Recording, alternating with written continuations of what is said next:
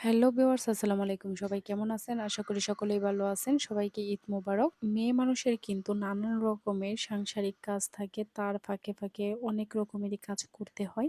তো আমি এখানে রাতের বেলা ১ম এ করলা ভাজিটা বসিয়ে দিয়ে দেখেন আমি এখন মেশিনে একটি ছোটদের ফ্রক বলেন বা নিমা বলেন, ডিজাইন করা জামা বলেন যেটাই বলেন, এই যে আমি সুন্দর করে তৈরি করে নিয়েছি। এটা কিন্তু আমি নিজ হাতে বানিয়েছি। মেয়েদের সব রকমেরই কাজ শিখে রাখা দরকার। তো আমার এই ফ্রকটা বানানো কেমন হয়েছে, ডিজাইনটা কেমন হয়েছে অবশ্যই কমেন্ট করে জানাবেন। তো আমি রাতের বেলা রান্নার ফাঁকে, ফাঁকে একটু, একটু মেশিনে বসে এই কাজগুলো করছি। আর এখানে একটি উম মেক্সি কাটিং করে রেখেছি। সেটাও সেলাই করব এই রাতের ভেতরে। রাতের ভেতরে কাজ করতে একদমই ভালো লাগে না। তারপরও এই কাজের চাপগুলোর জন্য একটু মেয়েদের কিন্তু সব রকমেরই কাজ জেনে রাখা ভালো। তো এই যে সকাল, সকাল উঠে আপনাদের আরেকটা জিনিস দেখাচ্ছি। তো এটা কিন্তু আমি নিজ হাতে লাগিয়েছিলাম কুমড়া গাছ। এটার মধ্যে প্রচুর পরিমাণের ফুল আসতেছে কিন্তু কুমড়ো হচ্ছে না। এটা কি কারণে? আপনারা যদি জেনে থাকেন অবশ্যই কিন্তু আমাকে বলে যাবেন। তো আমার গাছ লাগাতে খুবই ভালো লাগে। সব মেয়েদেরই মনে হয় গাছ লাগাতে ভালো লাগে। আর গ্রাম অঞ্চলে থাকলে এগুলো করে থাকা হয়। আর এখানে দেখেন আমার মরিচ গাছ, কালো মরিচ গাছ, এটাও আমি নিজ হাতে লাগিয়েছিলাম।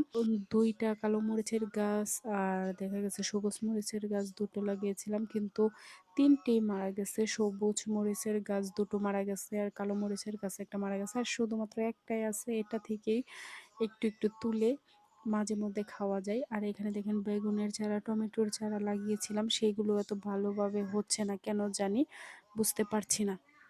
আর এই যে দেখেন পুঁইশাকের গাছ, এগুলো কিন্তু একবার বড় হয়ে উঠেছিল। তখন কিন্তু ছাগলে খেয়ে গেছে। খেয়ে যাওয়ার পর আবারও আমি কেঁচি দিয়ে কেটে দিয়েছিলাম। তারপরে এই যে দেখেন কয়েকটা আগাছা ছেড়েছে, সেগুলো আবার উঠছে।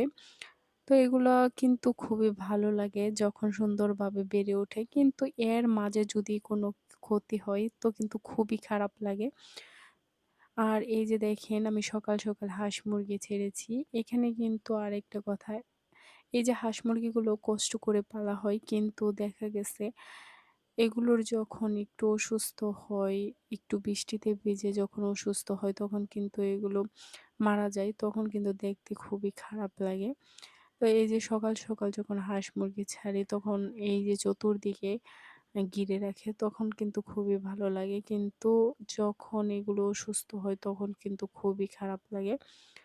এই যে যতক্ষণ পর্যন্ত এগুলোকে খাবার না দিব ততক্ষণ পর্যন্ত এরকমই করবে। যারা, যারা বাড়িতে হাঁস মুরগি পালন করে থাকেন তারা কিন্তু অবশ্যই কমেন্ট করে জানাবেন যে এইগুলোর কোন ওষুধ খাওয়ালে কোনো রোগবালাই হয় না আর হাঁস মুরগি সুস্থ থাকে, মারাও যায় না সহজে। এই যে দেখেন আমার কিন্তু ৯ টা হাঁস ছিল, এখন মাত্র ৪ টে আছে। তো এখানে কিন্তু আরেকটা অসুস্থ হয়ে গেছে। এই যে যখন অসুস্থ হয়ে যায় তখন দেখতে খুবই খারাপ লাগে। তো এই যে অসুস্থ হয়ে যাওয়ার পরে একদমই হাঁটতে পারছে না। তো এরকম হয়ে গেলে খুবই খারাপ লাগে। এই যে অসুস্থতা নিয়ে আমার ৫ টা হাঁস। তো এটা সুস্থ হবে কিনা তাও জানি না। ২ দিন আগেও ২ টা মারা গেছে। এগুলো পালন করার পর যদি মারা যায় খুবই কষ্ট। জানি না আমার ভিডিওগুলো আপনাদের কাছে কেমন লাগে। যদি ভালো লেগে থাকে তাহলে প্লিজ আমার চ্যানেলটি সাবস্ক্রাইব করবেন। সবসময় পাশে থাকবেন। অবশ্যই কমেন্ট করে জানাবেন। খোদা হাফেজ।